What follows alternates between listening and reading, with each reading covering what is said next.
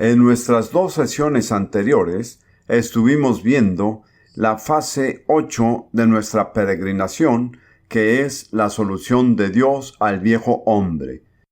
Y vimos que esa solución se resume en una palabra: ejecución.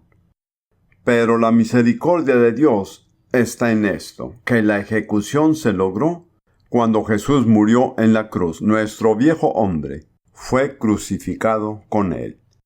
Y se nos da el privilegio por medio del bautismo de identificarnos con él en su muerte, en su sepultura y luego en todo lo demás que sigue. Dios no tiene otro plan para el viejo hombre más que la ejecución. Así que Pablo respondió a esta objeción. Bueno, si queremos más gracia, sigamos pecando más. Sigamos viviendo en el pecado. Menciona que eso es imposible porque para estar en la gracia de Dios, uno necesita estar muerto al pecado. Es un concepto erróneo de cómo se recibe la gracia de Dios.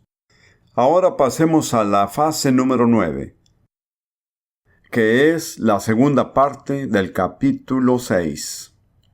Esto es muy práctico.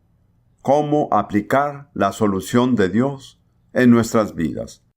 En la parte anterior de este capítulo, Pablo da lo que yo llamo la base doctrinal.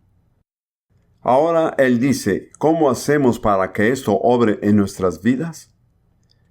Vamos a leer antes que nada los versículos 12 al 14. Por tanto, ¿ha notado otro por lo tanto? Quién sabe si alguna vez se cuenten todos los por lo tanto. Tengo curiosidad de saberlo. Por supuesto, depende en parte de la traducción que se use. La Biblia de las Américas es bastante precisa. Por tanto, no reine el pecado en vuestro cuerpo mortal, para que no obedezcáis sus lujurias, ni presentéis los miembros de vuestro cuerpo al pecado como instrumentos de iniquidad, sino presentaos vosotros mismos a Dios como vivos de entre los muertos, y vuestros miembros a Dios como instrumentos de justicia. Porque el pecado no tendrá dominio sobre vosotros, pues no estáis bajo la ley, sino bajo la gracia. Aquí Pablo da indicaciones, pero estas indicaciones solo las pueden seguir las personas que pasaron por la transición que se describe en la parte anterior del capítulo. Una persona que no ha puesto su fe en Jesús y aceptó su sacrificio sustitutivo en su nombre es incapaz de llevar a cabo estas indicaciones. Así que estas indicaciones solo sirven a base de lo que Pablo ya mencionó en la parte anterior del capítulo.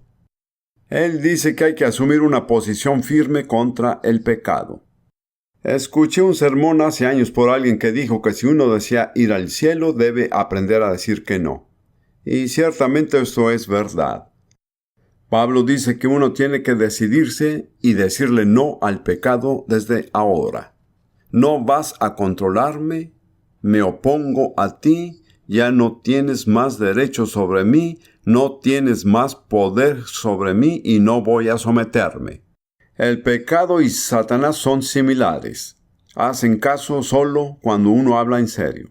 Ambos tienen la manera de saber si lo dicen por decirlo o si lo dicen porque realmente es en serio. Tienen que decirlo con determinación. Como ven, aplicar la obra de Jesús en nuestras vidas requiere del uso de nuestra voluntad. Es imposible si no se ejercita nuestra voluntad adecuadamente. Creo que por medio de la fe en Jesús nuestra voluntad se libera del dominio del pecado. De ahí en adelante se vuelve nuestra responsabilidad ejercitarla adecuadamente y Dios no lo va a hacer por nosotros. Este es el punto donde tenemos que levantarnos y declarar que es nuestra responsabilidad. Se los ilustro brevemente con una de mis experiencias personales de cuando era pastor en Londres. Durante muchos años tuve una tremenda lucha interna contra la depresión. No puedo describir cómo me vino la depresión y cómo me pesó y me encerró dándome una sensación de desesperanza y fracaso. Si han pasado por algo similar, podrán identificarse. Luché contra ello con todo lo que yo sabía, pero no progresaba. Realmente tuve que darme por vencido. No había nada más que hacer, y mientras leía Isaías 61, versículo 3 en la versión Reina Valera, ahí decía que manto de alegría en lugar de un espíritu angustiado. Mientras leía esas palabras, el Espíritu Santo me habló interiormente y leí espíritu angustiado y dije, ese es tu problema. Fue como si entrara un torrente de luz. Me di cuenta de que no luchaba contra mí mismo, sino contra otra persona, alguien sin cuerpo, un espíritu que me atormentaba y me oprimía. Cuando me di cuenta de que estaba lidiando con alguien que no era yo diría que estaba al 80% del camino hacia la victoria. De hecho, por lo mismo, solo faltaba otra escritura, que era Joel 2:32. Y todo aquel que invocare el nombre de Jehová será salvo. Así que junté las dos cosas y me acerqué a Dios en oración y le dije, Dios, me has demostrado que estoy siendo oprimido por un espíritu angustiado. Vengo a ti ahora y te invoco en el nombre del Señor Jesús, líbrame de este espíritu angustiado. Y Él me liberó, sentí como que me dejó. Entonces Dios me mostró que mi responsabilidad había comenzado. Me mostró que había hecho para mí lo que no podía hacer por mí mismo. Pero ahora estaba en mí reprogramar mi propia mente. Constantemente pensaba de manera negativa. Era un pesimista profesional, y Dios me mostró que eso era una negación de mi fe en Jesús, que había liberado mi mente de ese espíritu opresor, pero que no iba a hacer por mí lo que podría hacer por mí mismo. Y me mostró que tenía que volver a formar mi mente, y lo hice. Durante varios años, cada vez que se me venía un pensamiento negativo y pesimista, lo rechazaba y lo reemplazaba por algo positivo basado en la Escritura. En el transcurso de algunos años, toda mi forma de ser cambió por completo. Era una persona totalmente diferente. ¿Por qué les cuento esta anécdota? Porque Dios hará por nosotros lo que no podemos hacer por nosotros. En este caso, Él nos liberará del dominio del pecado. Pero después de ello, es responsabilidad nuestra hacer lo que podamos. Es nuestra responsabilidad hacer lo correcto, asumir una posición contra el pecado, desasociarnos de todo lo pecaminoso. Y eso nos corresponde hacerlo mediante el ejercicio de nuestra voluntad. Entonces Pablo dice, no permitas que reine el pecado en vuestro cuerpo mortal para que no obedezcáis sus lujurias, ni presentéis los miembros de vuestros cuerpos al pecado como instrumentos de iniquidad, sino presentarnos vosotros mismos a Dios como vivos de entre los muertos, y vuestros miembros a Dios como instrumentos de justicia para Dios. Pablo dice que nieguen el acceso al pecado de sus miembros. No permitan que les controle las manos o controle los pies. No permitan que controle la lengua. No hay motivo de hacerlo. Han sido liberados. Y dice que, al contrario, entréguense a Dios y a los miembros como instrumentos de justicia para Dios. Hay una entrega doble. En primer lugar, se entrega la voluntad a Dios. Dice, Dios, hágase tu voluntad, no la mía. Al orar el Padre Nuestro, tiene que hacerlo así. La segunda súplica del Padre Nuestro, que dice, hágase tu voluntad, así en la tierra como en el cielo. Cuando decimos hágase tu voluntad, ¿dónde comienza? En mí, quien está orando. Entonces debemos entregar nuestra voluntad a Dios. Así que habiendo entregado nuestra voluntad, tenemos también que entregar los miembros. Nuestros miembros físicos a Dios como instrumentos de justicia. En las traducciones se dice instrumentos. El griego dice literalmente armas. Entonces eso insinúa un conflicto espiritual.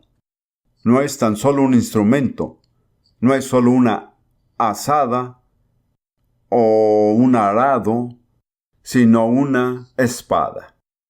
Es un instrumento con el cual luchamos.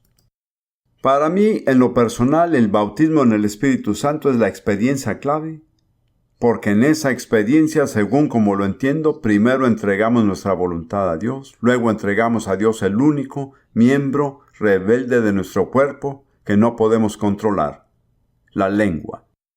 De hecho, se está cumpliendo con las indicaciones entregando nuestros miembros físicos, a Dios como instrumentos o armas de justicia, y ciertamente cuando la lengua ha sido entregada a Dios y controlada por el Espíritu Santo, se convierte en un arma en la oración, en el testimonio, en la prédica. Como ven, Dios es muy práctico. Les he mencionado que cuando Pablo termina los primeros 11 capítulos de Romanos y toda su teología, aparece otro por lo tanto. Por lo tanto, hermanos, tomando en cuenta la misericordia de Dios, ofrezcan su cuerpo como sacrificio vivo y santo. Así que realmente es cuestión de querer y de rendirse. Tienen que hacerlo en ese orden, porque de lo contrario se rendirán a lo incorrecto, ¿lo ven? Porque están acostumbrados a rendirse al pecado. Pablo dice que no sigan presentando el cuerpo, sus miembros al pecado. Lo han hecho durante mucho tiempo. Yo lo hice durante unos 25 años cuando conocí al Señor. Pero tuve que parar. Tuve que decir que hasta aquí llegó. Ahora mi voluntad ha sido liberada. Mi voluntad y la de Dios son una. Y si yo he rendido mi voluntad a Dios, no tengo por qué rendir mis miembros como instrumentos de pecado a Satanás. Sí, así es, a Satanás. Luego, Pablo sale con una declaración tremenda en el versículo 14. Porque el pecado no se enseñoreará de vosotros. Otra traducción dice: el pecado no tendrá dominio sobre ti, pues no estáis bajo la ley, sino bajo la gracia. La implicación de tal declaración es muy extensa. Pablo dice que ya no estamos bajo la ley, sino bajo la gracia. Es una o la otra, no se pueden ambas al mismo tiempo. Si están bajo la ley, no están bajo la gracia. Si están bajo la gracia, no están bajo la ley. Tienen que decidir. Ahora, vamos a pasar bastante tiempo en esta serie del tema de la ley en Romanos capítulo 7. Por lo mismo no quiero entrar en detalles por ahora, solo mostrarles que se trata de elegir. No intenten conseguir las dos cosas al mismo tiempo, porque no podrán. Y el significado de esto es muy fuerte. Pablo dice que el pecado no ha de apoderarse de ustedes porque no están bajo la ley. ¿Y eso qué significado tiene? Si están bajo la ley, el pecado tendrá dominio sobre ustedes. Sé que para muchos es una declaración impactante, pero resulta que así lo dice la Biblia, y lo dice constantemente por donde se mire. Entonces tenemos esta opción. No estoy bajo la ley, no soy gobernado por un conjunto de reglas, no opero a base del miedo, me he convertido en un hijo de Dios, lo obedezco porque lo amo. El amor es mi motivación en la obediencia, y no el miedo, a partir de ahora. Dios no quiere tener esclavos, la ley tiene esclavos. Dios tiene hijos e hijas. Pero hay que decidirse. Es muy importante que ejerciten la voluntad y que la ejerciten bien. Porque si se dejan acosar por Satanás, vaya que lo hará, créanme. Es un bravucón que busca a los débiles. No pueden darse el lujo de ser débiles en esta área de su vida. Muy bien. Aquí viene la siguiente objeción anticipada. Ya se estarán acostumbrando a las objeciones anticipadas de Pablo. Dijo que no estamos bajo la ley, sino bajo la gracia. Así que, ¿cuál es la objeción? Versículo 15. ¿Qué pues? ¿Pecaremos porque no estamos bajo la ley, sino bajo la gracia? ¿Y cómo responde?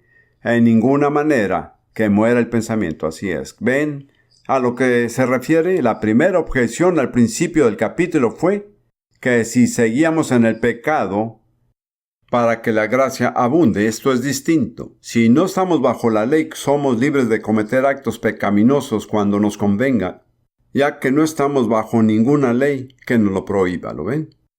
Esta no es la misma objeción, es diferente. Esta es la respuesta de Pablo.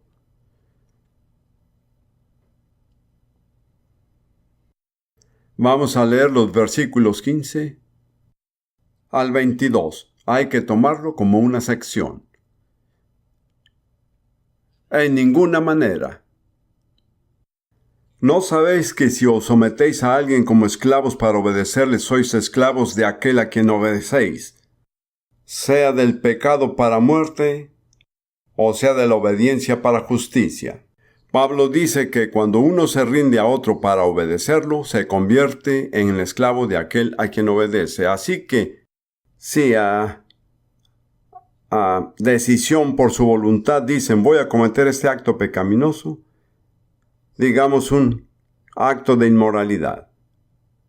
Como no estoy bajo la ley, puedo hacerlo. Pablo dice, si actúan así, se están rindiendo a la inmoralidad. ¿Y qué pasa? Se vuelven esclavos de la inmoralidad. No les voy a pedir que levanten la mano, pero creo que algunos de ustedes lo saben por experiencia propia. No se pueden entregar a algo así sin convertirse en el esclavo de ello. Así que deben decidir a quién se van a rendirse. Ahora vayamos por un momento, manteniendo su dedo en Romanos 6, a Josué 24:15.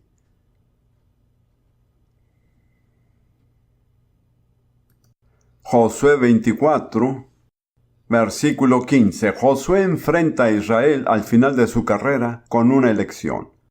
A muchos no nos gusta tener que elegir, ¿verdad? Preferimos llevarla tranquilo sin tener que decidir, pero la vida espiritual no se pueden evitar las decisiones. Él le dice a Israel, ahora pues temed a Jehová y servirle con integridad y en verdad. Versículo 15. Y si mal os parece servir a Jehová, escogeos hoy a quien sirváis. Le pregunta, ¿servirás al verdadero Dios o al falso? Fíjense cuál es la elección, que nunca cambia. No es elegir si servir o no. Es elegir a quién se va a servir. Servirán porque servirán. Así que la única opción que tienen, después de ser redimidos, es ¿voy a servir al pecado o voy a servir a la justicia? Antes de ser redimidos no tenían la opción. No podían evitarse el pecado. No había otra opción. Esto se dirige solo a aquellos que han experimentado la redención por medio de la fe en Jesucristo. Ahora, regresando a Romanos 6, versículo 17. Pero gracias a Dios que aunque eras esclavos del pecado, habéis obedecido de corazón a aquella forma de doctrina a la cual fuiste entregados. Esto es muy importante. La palabra forma es la misma palabra que se usa para describir el metal que se mete para que asuma cierta forma. Y siempre me impresiona que cuando las personas recién se convierten están calientes, muy calientes. Y es muy importante moldearlos en la forma correcta, desde el inicio. Hay tantos que se convierten maravillosamente, están entusiasmados, pero van a una iglesia o grupo que realmente no presenta la verdad de la Biblia y se forman equivocadamente y luego es difícil cambiarlos. Para mí es una preocupación que me apasiona, el que las personas sean moldeadas en la forma correcta. He estado en muchas cruzadas evangelistas y he visto a miles de personas pasar al frente. Pero siempre me he preguntado lo siguiente, ¿en qué molde se va a poner ese metal caliente? ¿Cómo va a salir? Y lamento decir que muchas veces no salen bien. Fui consejero en la primera cruzada de Billy Graham en Londres en 1954, si pueden creer que existían humanos en ese entonces. Asesoré a 22 personas y valoro mucho las instrucciones de asesoramiento que teníamos. No se nos permitió decirles a qué iglesia asistir. Teníamos que mantener contacto con ellos por teléfono, por carta. Hice todo lo que pude. Pero de esas 22 personas, finalmente llegué a la conclusión de que solo había 2 que verdaderamente se convirtieron. Por coincidencia se unieron a mi iglesia. Realmente no lo quise así, incluso los alejaba, pero algo probaron y ya no quisieron moverse de ahí. Bien, esto no es una crítica a Billy Graham, ¿no entiende? Lo admiro y lo aprecio, pero el evangelista no es responsable del molde en que se pone al converso. Alguien dijo acerca de los nuevos conversos, es una pena poner a un pollito vivo bajo las alas de una gallina muerta. No voy a explicarlo. Continuemos en el versículo 18. Libertados del pecado, vinisteis a ser siervos de la justicia. Es cuestión de elegir. Siempre habrá algo que lo controle. ¿Qué será? ¿Va a ser el pecado o la justicia? Ahora me dirán que la justicia, créanme, serán probados. Ciertamente serán probados. El diablo no se da por vencido mientras tenga la oportunidad de salir victorioso. Noto que cuando las personas son probadas y tentadas, el diablo persistirá hasta que la persona llegue al punto de perder lo atractivo a la tentación. Ni siquiera le interesa la idea. Y el diablo es tan astuto para no perder el tiempo con personas así. Pero si en usted existe un doble ánimo, el diablo se aprovechará de ello. Tiene que tomar una decisión firme. Sigamos con el versículo 19. Hablo como humano por vuestra humana debilidad, que así como para iniquidad presentasteis vuestros miembros para servir a la inmundicia y a la iniquidad, si entran en iniquidad, esta aumenta, se volverán más y más inicuos. Muchos de nosotros podemos verlo en nuestras propias vidas, me incluyo yo. Así ahora, para santificación, presentad vuestros miembros para servir a la justicia o santidad. Como sea, usted tomará un camino u otro. Es casi imposible quedarse quieto a la vida espiritual. O van para adelante, o van hacia atrás. O van más hacia la rebeldía, o van a progresar en la santidad. Pero quedarse estáticos en la vida espiritual es casi imposible. Pablo continúa, él es muy explícito y recuerden, escribe estando en una sociedad donde la esclavitud era algo muy común. Toda esta gente sabía lo que era ser un esclavo y si no eran esclavos, probablemente tenían esclavos. Así que está utilizando un concepto que era muy apropiado en esos días. Porque cuando erais esclavos del pecado, erais libres acerca de la justicia. Él dice, piénsenlo. Noten que hay otro por lo tanto en el versículo 21. Pero ¿qué fruto tenías de aquellas cosas de las cuales ahora os avergonzáis? Porque el fin de ellas es muerte. Pablo dice, piensen esto por un momento. Cuando estaban sirviendo al pecado, cuando eran esclavos del pecado, ¿qué obtuvieron? Algunos tuvimos dolores de cabeza y la sensación de vergüenza a la mañana siguiente. Y muchos nos preguntamos si la vida realmente valía la pena vivirla. ¿Cuál era su fin? Vivimos muchas veces en desacuerdo, coraje y desarmonía con las personas más cercanas. ¿No es así? Entonces Pablo dice que lo piensen bien. Solo tengan en cuenta en dónde solían estar. ¿Quieren regresar ahí? En mi experiencia en la vida cristiana tuve muchas tentaciones y muchos desánimos, pero les diré una cosa, nunca, ni una sola vez pensé en volver a mi vida anterior, porque si bien yo recuerdo, simplemente no tiene nada que ofrecerme. Para mí eso está claro, cuando cerré la puerta tiré la llave. Quiero decir que me he preguntado a dónde vamos. Dios, ¿te has olvidado de mí? ¿Qué pasa? ¿Qué estoy haciendo mal? Pero si hay algo que nunca he tenido ganas de hacer es regresar. He llegado muy lejos como para conocer el camino de regreso, gracias a Dios. Muy bien, porque el fin de ellas es muerte. Luego Pablo dice, mas ahora, que habéis sido libertados del pecado y hechos siervos de Dios, tenéis por vuestro fruto la santificación y como fin la vida eterna.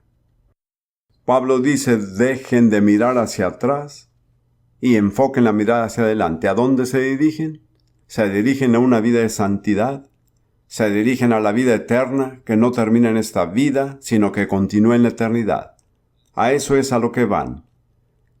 Es difícil caminar hacia adelante si miran hacia atrás, ¿lo sabían? Entonces, Pablo dice que simplemente le den la espalda a su pasado. Qué privilegio poder hacerlo, ¿no creen? Pienso que hay millones de personas en este mundo que con gusto lo harían si se les dijera cómo hacerlo. Es por eso que tengo una preocupación apasionada por llevar la palabra de Dios a todos. ¿Se puede dar cuenta de lo afortunado que somos? Sabemos qué hacer con la culpa. Sabemos que hay una solución a la culpa. Pero pienso que hay miles de millones de personas en el mundo que se sienten culpables y no saben qué hacer. Nunca experimentaron la bondad de Dios, su gracia, su misericordia, nunca escucharon que hay perdón. Siento preocupación por ellos y no me interesa el pasado. Solo me refiero al pasado a modo de ilustración, es lo único que me interesa del pasado, por las lecciones que aprendí de él. Luego, Pablo lo resume con una característica de claridad. ¿Realmente cuál es la opción? Versículo 23. Porque la paga del pecado es muerte, mas la dádiva de Dios es vida eterna en Cristo Jesús, Señor nuestro. Esas son las opciones. Si desean su paga, es decir, su recompensa de vida por lo que han hecho, recuerden que son pecadores. Y Dios es justo, y si eligen esa opción recibirán su paga. ¿Cuál es la paga? La muerte, así es. Esa es la justicia de Dios. Pero si rechazan esa opción y dicen, Dios, no quiero lo que merezco, dame lo que no merecía, dame un regalo de gracia, en griego carisma, que no puedo ganar, es la vida eterna, Señor, eso es lo que quiero. Confío en que cada uno haya tomado esa decisión.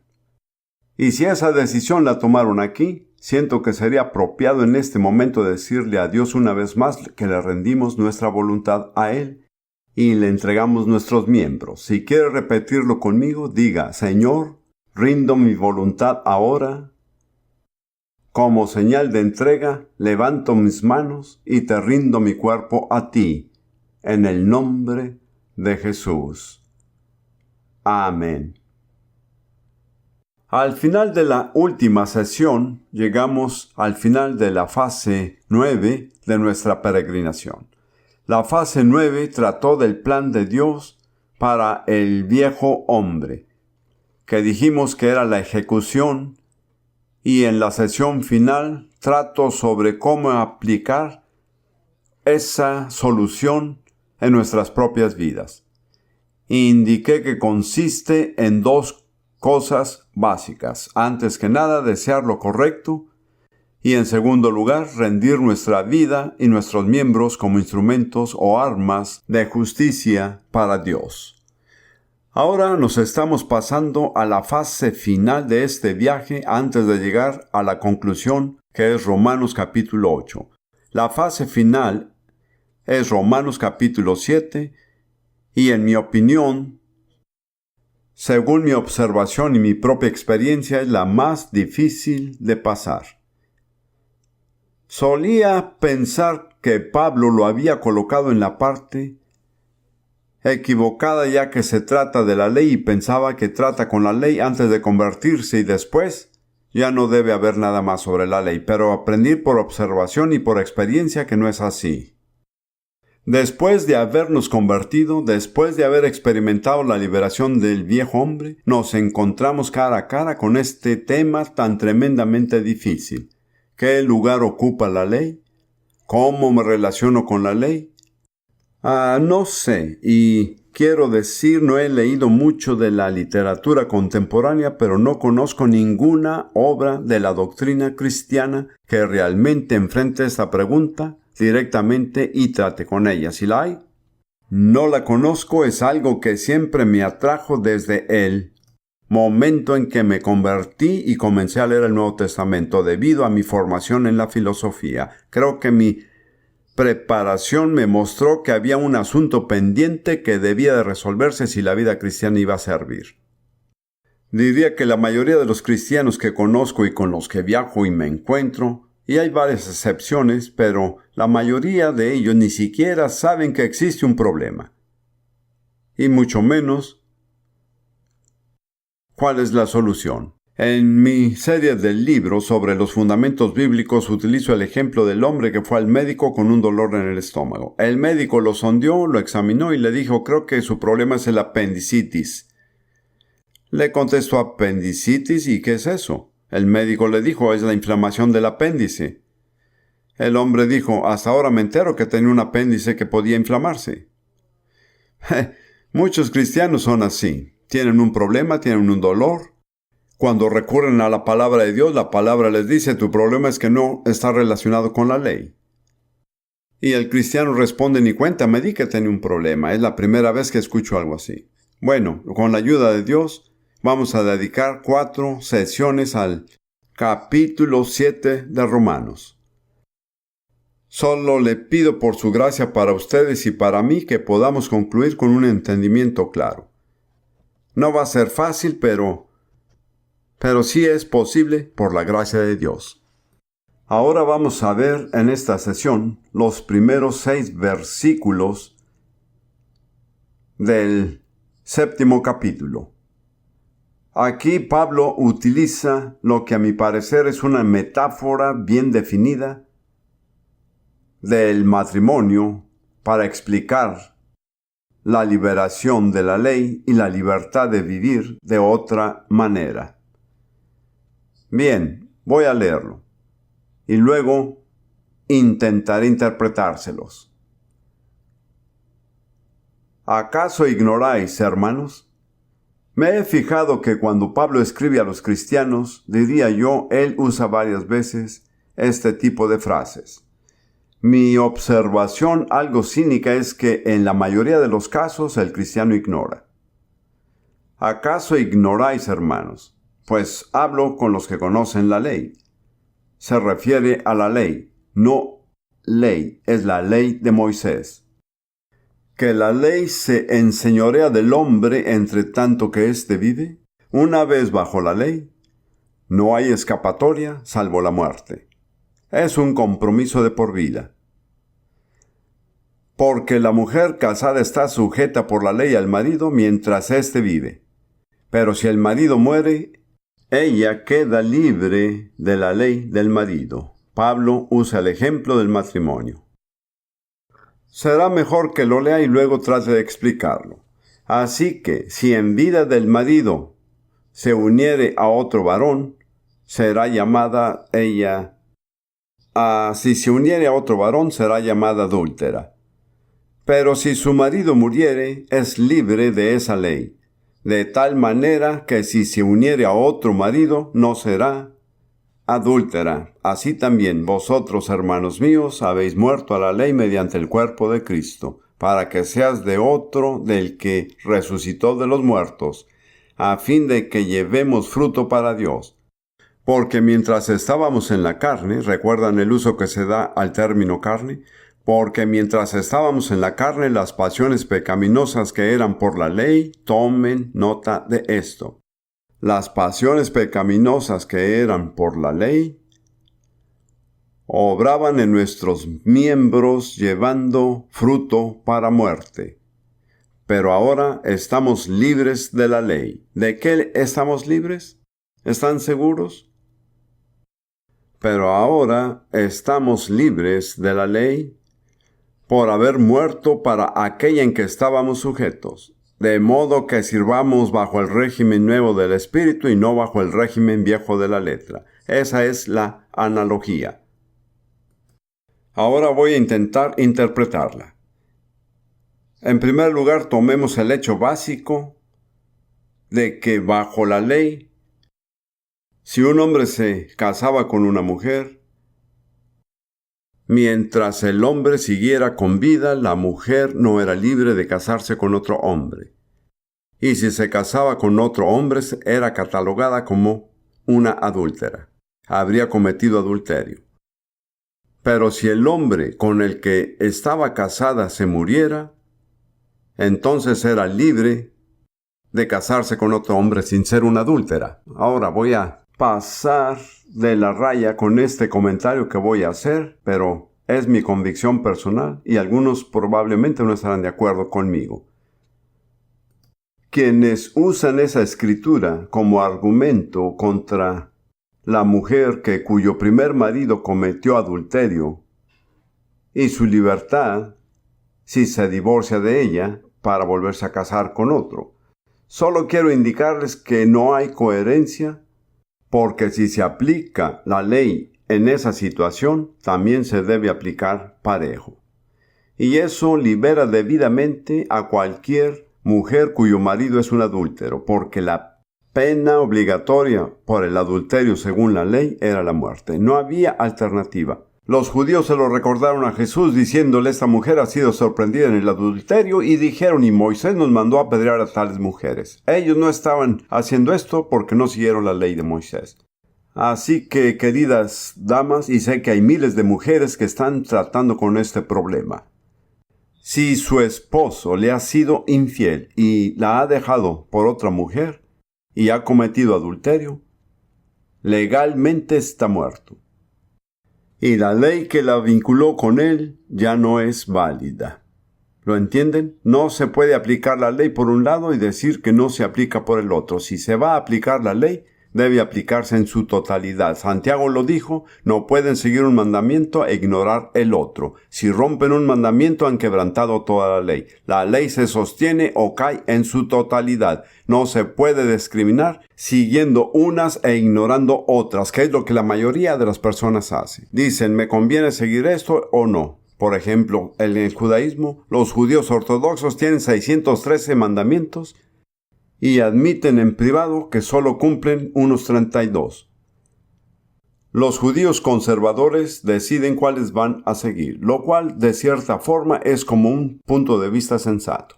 Los judíos reformados simplemente hacen lo que quieren. Y hay agrupaciones similares dentro de la iglesia cristiana. No puedo entrar en ese tema ahora, pero tampoco quiero dejar a las mujeres ni a los hombres con culpabilidad cuando no tienen por qué estarlo. Me voy más al extremo y les diré que a veces si un hombre me dice que su esposa ha cometido adulterio y no se muestra nada arrepentida, le digo que se divorcie de ella, que busque el mejor abogado que pueda. Tal vez no esté de acuerdo con esto, pero no siempre es así. Si hay posibilidad de un arrepentimiento y reconciliación, ese es otro asunto. Pero no confío en las personas que dicen que se han arrepentido solo porque les conviene. A todo esto podrán deducir que he estado involucrado en situaciones así. Lo he estado. Bien, ahora volvemos al verdadero problema. Tal vez perdí algunos de mis héroes, pero Dios sabe esto. Pablo dice que por la ley estaban casados. La ley era como un pacto matrimonial y era de por vida. ¿Y con qué estaban casados? Esa es la parte difícil. Estaban casados con su naturaleza carnal. ¿Lo ven? Debido a que toda la esencia de la ley, y ese es el problema de la ley, que requiere que todo se haga por esfuerzo propio de uno. Es depender de la naturaleza carnal. Es por eso que nunca funciona. Lo veremos conforme avanzamos. Pero estar bajo la ley es lo que implica la ley, y la única nación que estuvo bajo la ley fue Israel. Es un patrón para todos nosotros. Estar bajo la ley es como una ceremonia de matrimonio en la que uno se casa con su naturaleza carnal. Mientras la naturaleza carnal permanezca viva, no se puede casar uno con otra persona. ¿De acuerdo? Porque de lo contrario serían adúlteros. Pero lo que Pablo está diciendo, la buena noticia es que el primer marido ya murió. ¿Cuándo murió el primer marido? Cuando Jesús murió en la cruz. Nuestro viejo hombre fue crucificado con él.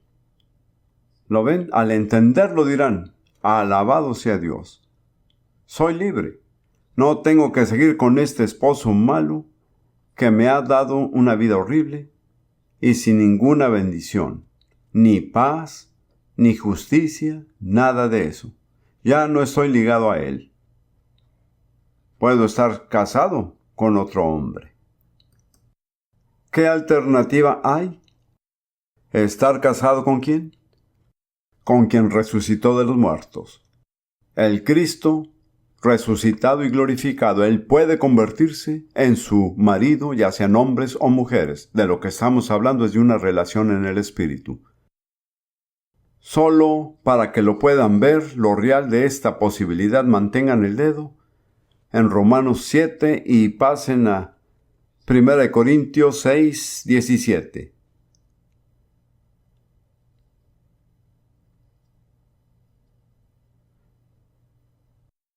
Tenemos que leer el versículo 16 para captar el contexto. Pablo está hablando en contra de la fornicación y la inmoralidad sexual. Y dice en el versículo 16, ¿o no sabéis que el que se une con una ramera, una prostituta, es un cuerpo con ella? Porque dice, los dos serán una sola carne. Ese es el contexto. Luego sale con una alternativa totalmente distinta, pero en base a lo mismo. Pero el que se une al Señor, un espíritu es con Él. Ahora, el ejemplo era la unión sexual entre un hombre y una prostituta. A base de ese ejemplo, Pablo dice que hay otro tipo de unión que se puede tener con el Señor.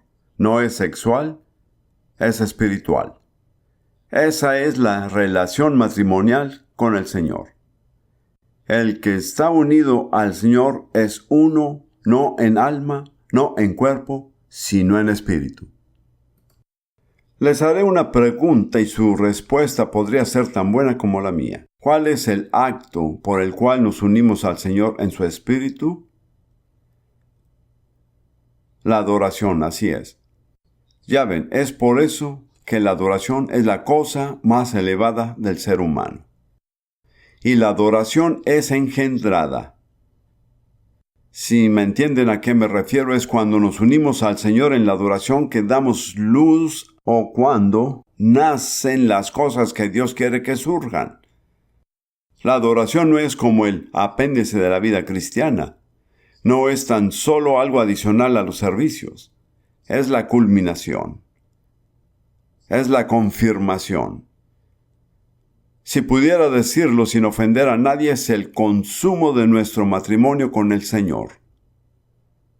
Estamos unidos con Él en su espíritu. Y cuando tenemos esa unión, el matrimonio siempre es por el bien de la procreación.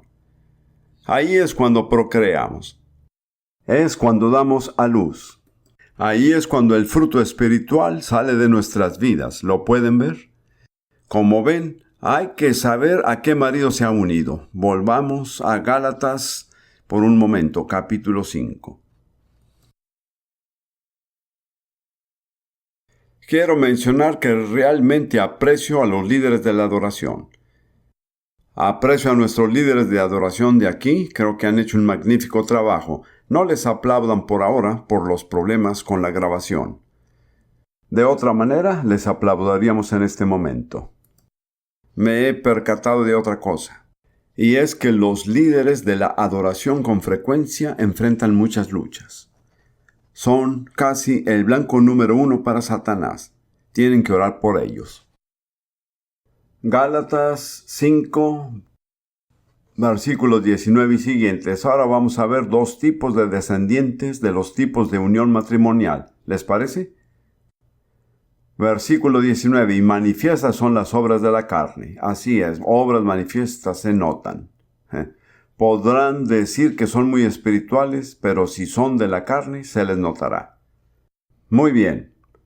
Que son adulterio, fornicación, inmundicia, lascivia, idolatría, hechicerías, enemistades, pleitos, celos, iras, contiendas, disensiones, herejías, envidias, homicidios, borracheras y cosas semejantes a estas. Ahora dejen que les pregunte, ¿qué clase de descendientes quieren?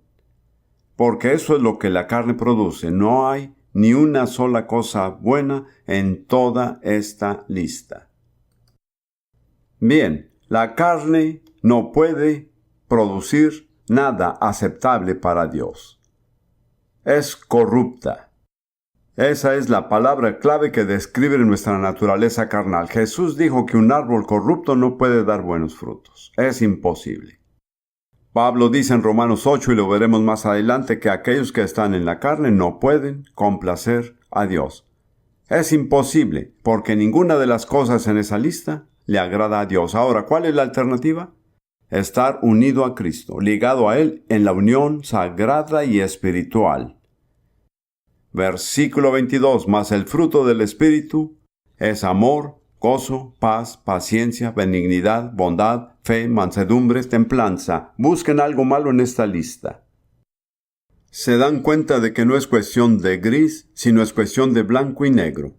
Las obras de la carne son totalmente malas, los frutos del Espíritu son totalmente buenos. Además, como una idea adicional, Pablo añade algo más sobre los frutos del Espíritu. Contra tales cosas no hay ley. Las personas que producen ese tipo de frutos no necesitan ser gobernados por la ley. Así, no están bajo la ley. Se han escapado de su matrimonio con la carne bajo la ley. Son libres de estar casados por el Espíritu Santo con el Cristo resucitado y dar a luz el tipo de fruto que es apropiado para esa unión. Como ven, la clave a la vida cristiana no es el esfuerzo, sino la unión. La mayoría de nosotros nos preocupamos demasiado por esforzarnos. Muéstrenme cualquier vid que se esfuerce para producir más uvas. Me interesaría ver qué aspecto tiene. ¿Lo ven? Todas las figuras importantes en el Nuevo Testamento hablan acerca de una relación personal viviente con Dios que sin esfuerzo da a luz lo que Dios quiere. Pasemos como ejemplo a Juan 15, la parábola bien conocida de la vid, solo los primeros 5 versículos. Jesús dice, yo soy la vid verdadera y mi Padre es el labrador. Me alegra esa declaración, pues implica que tengo quienes tratan de cuidarme, de podarme. El único que es lo suficientemente hábil para eso es el Padre. No dejen que el ser humano intervenga con sus manos. Continuemos, versículo 2. Todo pámpano que en mí no lleva fruto lo quitará. Nos plantea una pregunta teológica interesante. ¿Cómo pueden ser un pámpano en Jesús sin ser un creyente? Y sin embargo, si no dan fruto, Él los quitará. Bueno, se los dejo para que lo piensen. Y todo aquel que lleva fruto lo limpiará para que lleve más fruto. Algunos están pasando por una poda. Y puede que estén resistiéndose y preguntándose qué me pasó. No les pasó nada. Solo es parte del proceso. No los están podando por ser reincidentes o por ser malos o por falta de compromiso. Son podados para llevar más fruto. Y están siendo podados para que puedan dar aún más fruto. Hay que distinguir entre el castigo de Dios y la poda de Dios. Ya vosotros estáis limpios por la palabra que os he hablado. Permaneced en mí y yo en vosotros, como el pámpano no puede llevar fruto por sí mismo si no permanece en la vid, así tampoco vosotros si no permanecéis en mí. ¿Qué dice? Permanecer en Jesús. No es esfuerzo, es unión. Y de esa unión, el Espíritu Santo produce bonitas y deliciosas uvas que son el fruto del Espíritu.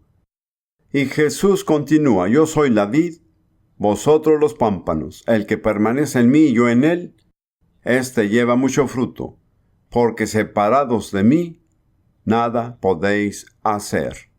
Nada. Así es, estando fuera de una relación conmigo, no hay nada que puedas aportar que sea bueno. ¡Qué hermosa parábola es esta! Lleva en sí simplemente las 3 personas de la deidad.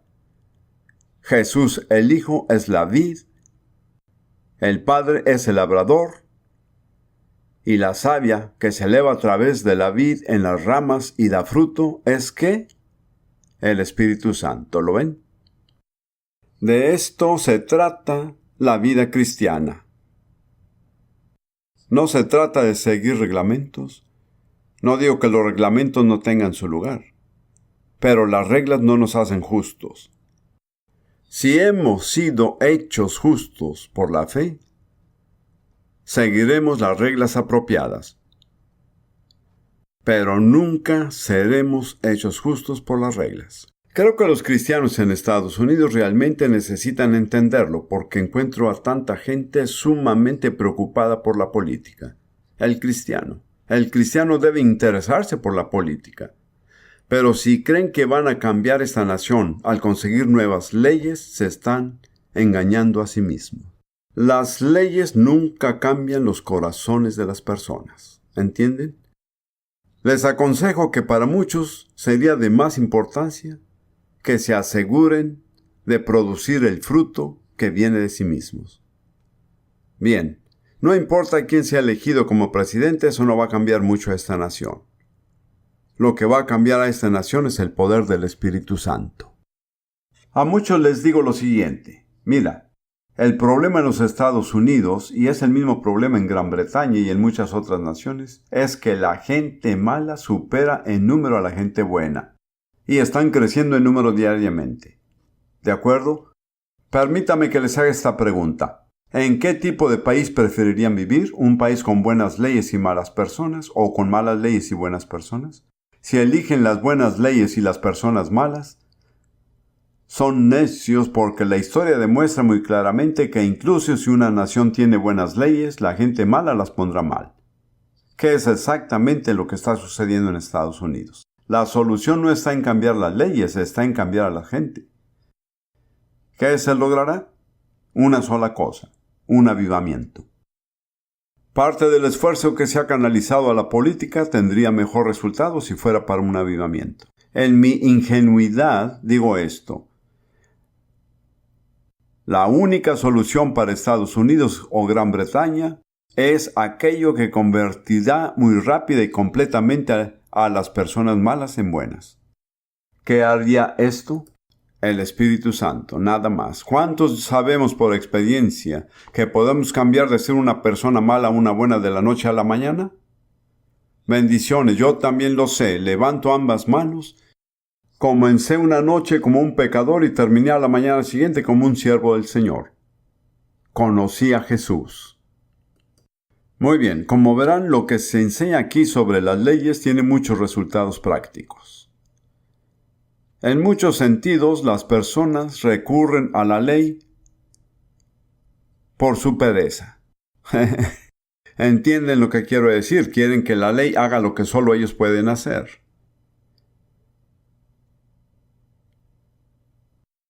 Volvamos a Romanos 7 y veamos si podemos entenderlo nuevamente. Necesito decir una cosa más y creo que no haya necesidad de buscarlo. Lo que les estoy enseñando, en lo mejor que pueda, es la provisión de Dios para la justicia. ¿Me entienden? Y es únicamente por medio de la fe en Jesús, su muerte expiatoria y resurrección y el poder del Espíritu Santo. Y Dios ha realizado una provisión perfecta. Yo creo no solo por la justicia personal y la santidad, sino también por la salud. Personalmente creo que la expiación de Jesús proporcionó sanidad. Esa es mi convicción personal. Estuve en el hospital 1 año y medio y no salí de allí hasta creerlo, por lo que tengo motivos para pensar que eso es cierto, aparte de lo que dice la Biblia. Y debemos ser muy cuidadosos de no suponer que somos lo que somos. ¿De acuerdo? Es decir, el que les esté enseñando esto y que lo crean no es para que salgan a decirles a todos que nunca volverán a pecar. Tengan esto bien presente, van a caer antes de que se acabe el día. No creo que tenga tiempo para terminar con esto, probablemente deba pasar a la siguiente sesión que pronto vendrá. Pero hay una gran diferencia entre lo legal y la experiencia. Legalmente son totalmente justos. En la experiencia puede que aún tengan mucho camino por recorrer. Entonces, si alguien fuera tan amable de recordarme cuándo comienza la siguiente sesión, continuaré con esta importante distinción entre lo legal y la experiencia. Lo que les estoy enseñando trata sobre sus derechos en Cristo, pero si se apropian de ellos o no, ese es otro asunto.